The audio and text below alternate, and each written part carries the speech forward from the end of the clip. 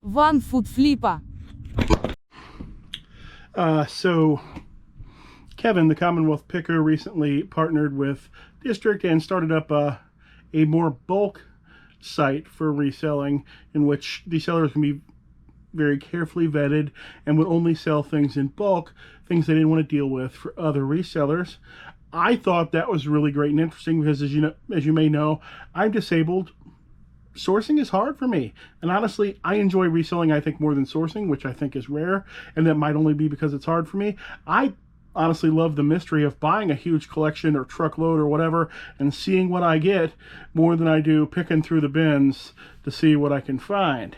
But anyway, I quickly headed over the site, and since there weren't many listings yet, it had already been rather picked through at the time, but I found one thing I thought I could get. It was from Chernox Connections. It was a lot of 24 new old stock trucker hats, which we're going to unbox here. And the funny thing is, not 1 minute after I put my order in and paid for those, my phone was going off. Kevin was texting me asking me if this was going to be some sort of expose video, which it's not. It isn't going to be. If this video is not positive, then you're not going to see it. But Kevin and I have had some issues in the past because I've been a little critical about Kevin about some things, because when I was early, I forgot that I might know Kevin, but Kevin didn't know me. We weren't friends. And that can be easy to forget when you're dealing with a social media personality. You might know them and know everything about them, but they have no idea who you are. Or even if they do, they know very little of you. And Kevin and I know each other a little bit better yet. Still never met. But let's open up this box of hats and see what we got here. See if I can get the hat cam going here. We're upstairs, so I don't have my proper box opening tools here. So I'm going to use a screwdriver like an animal to try to get this thing open.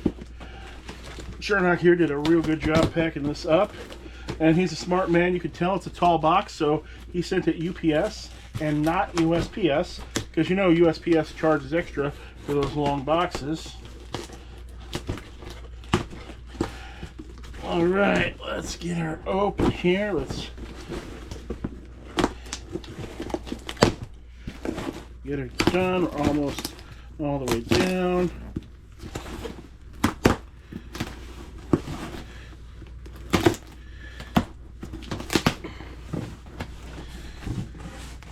All right, that's what we got. Let's see what we got.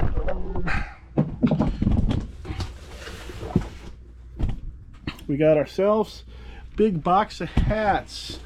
I believe I'm in about 5 or 6 a hat on these, once counted for shipping and everything. So, you know, these can't be junk. I need to actually make some money off these. So let's take a look at some of the ones that I just got here. Maryland Plant Veteran Center with the rope. Massey Ford, I bet that'll be an easy one to sell. Oh, got the gold leaf here. Chesmont Auto refinishing. Kind of want that one for myself. Let's put this on. I think it'll fit my big noggin without putting it on the last. Nope, got to be on the last.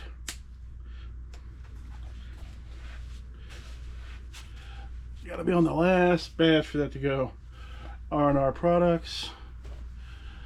What are old school pickers doing right now? You don't really ever hear much from them anymore, do we? Oh well. Kendall motor oil, like that. Mott's for you applesauce fans. Crane and Concrete Pumping Service. Well Drilling. Patriot Auto Center. Tire Sales and Service. Speaking of tires, went to pick my Jeep up from the shop today because it was getting inspected, and an alignment and 2 new front tires because the alignment went bad and ate the front tires. They finished everything up. I get it out of there, and suddenly it's developed a brand new problem that the traction control light is coming on and thus keeping and every time it comes on, it keeps the vehicle from accelerating again until the light goes off.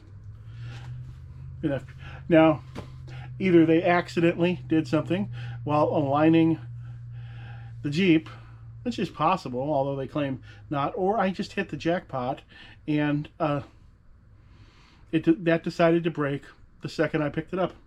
Who knows? The other option I thought was possible was that my traction control has always been broken and it had been off the entire time I opened the vehicle. Fell pro. But apparently there's no on-off button for the traction control on that Jeep. It can be disabled, but you've got to do a button sequence to do it. So I doubt that's it. So it's back at the shop again. I've done a ton of repairs on that Jeep in the year I've had it. I've gotten very lucky with a lot of old cruddy cars in the past, in which I'll buy something for $2 or $3 grand and it won't hit me but for one repair in 3 years, and it'll usually be something minor like brakes. But this one has already hit me up for a couple of grand in repairs. However, that is still cheaper than what a car payment would have been for a year. That'd have been $6 grand. Big Advantage muffler. Jags. Oh, that's quality there. That's a $20 one. Patriot Auto Center. S&W Performance. Coosa Pines. Another Patriot Auto Center in a different color. What's the deal, Charnock? It's supposed to have no doubles. Nah, just kidding. Let's see the rest of them real quick here.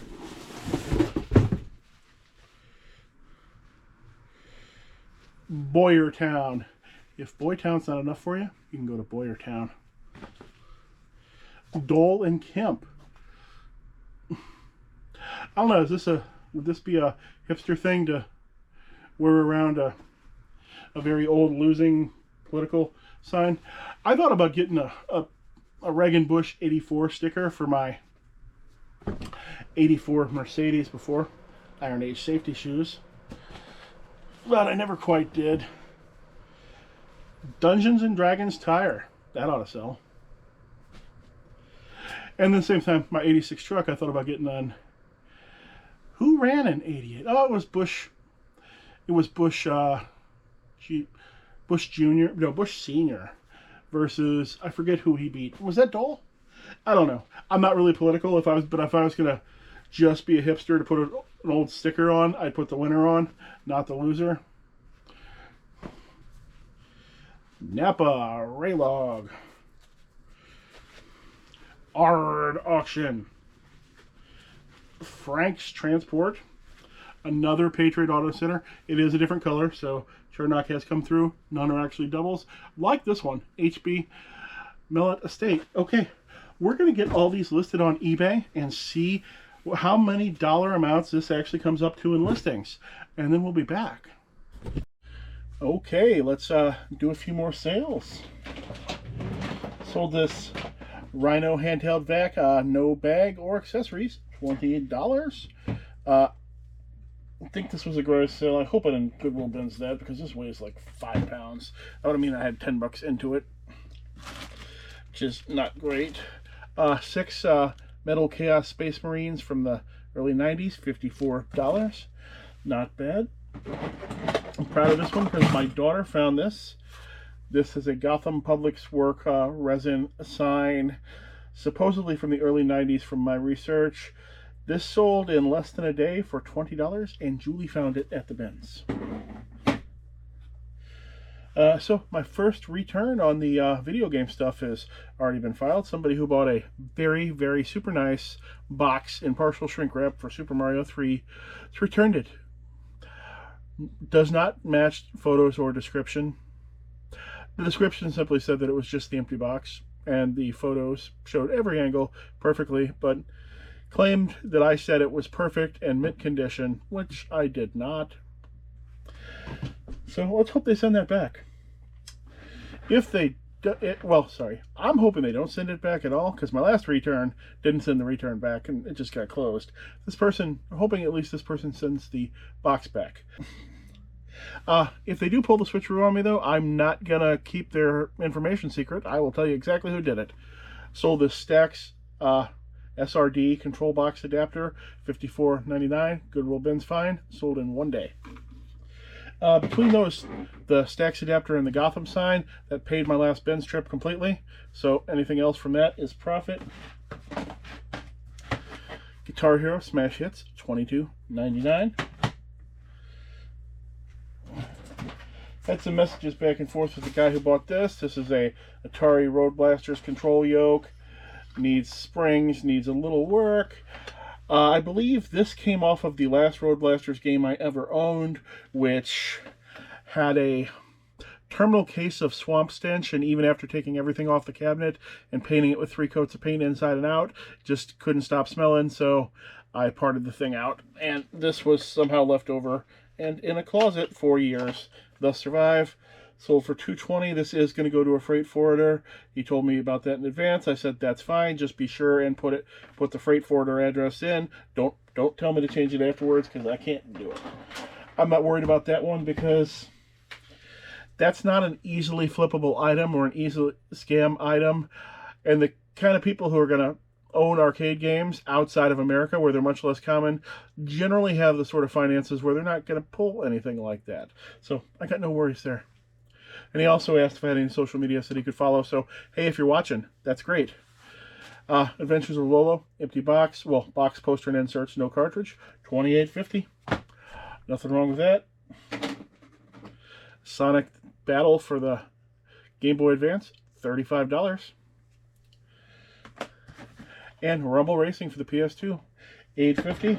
So not a huge couple days of sales, but my last 30 days is green, which means it's up over the previous. So what more can I ask for? Well, I could probably ask for a lot more, but we'll see. All right, it's a couple days later. I have listed all my hats I got from District Commons from Chernock, and overall, I'm pretty happy with the deal. Looking back at the math, I paid about $3.90 per hat delivered. If I had properly filed my tax exemption first, it would have been a little bit less than that. Not bad overall. Most of my listings were around $15. The highest were $30, and there were a few around $8. There's a few that are never ever going to sell, but that's to be expected with any lot. It's just part of it. Now, would I normally be wanting to be out picking and pay $4 a hat? No, I wouldn't. But I didn't have to go out picking for these hats. I didn't have to look for them. They came directly to my front door. And I'm not too concerned with how much I pay per item, so much as how much profit I make per item. And I'm okay to pay $4 for a hat and make an $8 profit on it. That's fine for me. I'm more concerned with, hey, I made an $8 profit on the hat, and for that kind of thing, that works just fine. And overall, hats were very much as described. It said 34 hats, mostly new old stock or old dead stock, and most of them were. One of them had a foam issue. It said no foam issue, but you know what? That could have easily been missed. I'm not mad about it. Not bothering me one bit. For all I know, it developed in the box. Who knows? Overall, A+ on that. So I've got to give a positive review there to Chernock and to District Commons. I couldn't be happier. I will probably be listing some things there myself. I'm wanting to get out of my bulk personalized Christmas tree ornaments. They make me money every single year, but my storage space is extremely limited, and I think they just do better for somebody's business who's just got a little more space to dedicate a space for an area of something that's going to make them $300 or $400 a year, and then just sit there till the next year, then make them another $300 or $400, and to continue to do that for quite some time. All right, I think that's all I've got for today. If you've got anybody who just continues to make money every year, why don't you tell about my channel? I could use the subs. Thanks, and I hope to see you again soon.